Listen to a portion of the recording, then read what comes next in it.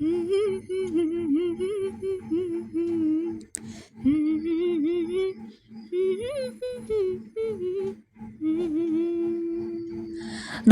স্বাগতম জনাইছোঁ সাগৰী গোস্বামী চেনেললৈ। আজিৰ অনুষ্ঠান ৰৌতা আৰু ৰৌতাত দুদিনীয়া অনুষ্ঠান, কিন্তু আজি ক'বলৈ খুব বেয়া লাগিছে।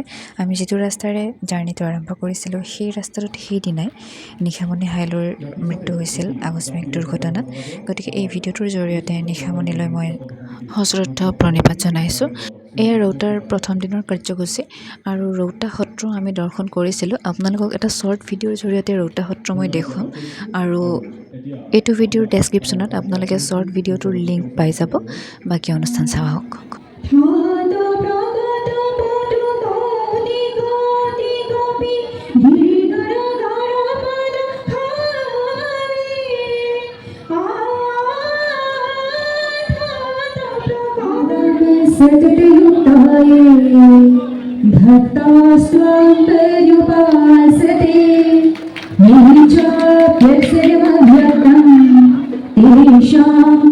আজি যি মৌকুঁৱৰী প্ৰতিযোগিতা মানে সৰুবিহতীৰ প্ৰতিযোগিতা অনুষ্ঠিত কৰা হৈছে, তাত আমাক বিচাৰক হিচাপে মাতাৰ বাবে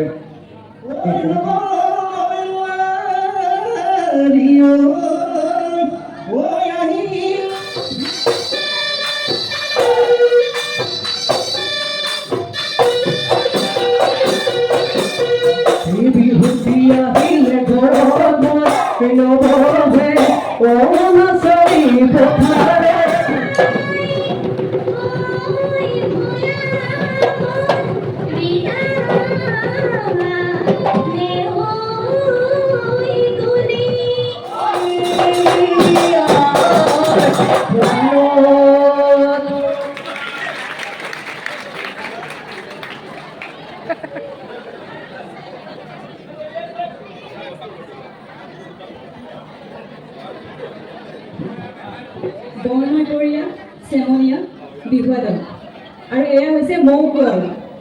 মৌকুঁৱৰ নহয়, ছুপাৰ কুঁৱৰ, হয়নে? এটা জোৰকে হাত চাপৰি গোটেই দলটোৰ লগতে আমাৰ মৌকুঁৱৰ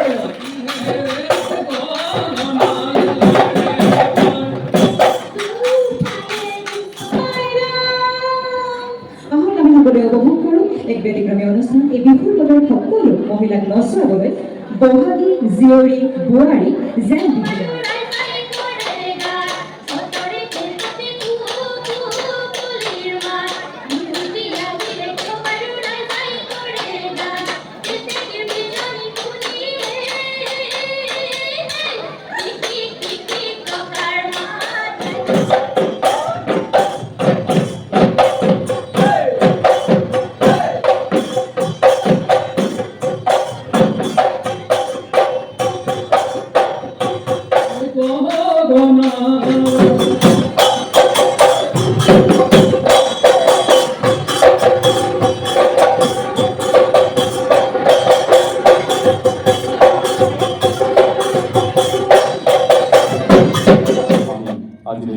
শ্ৰদ্ধাঞ্জলি অনুষ্ঠান আৰম্ভ কৰিছোঁ।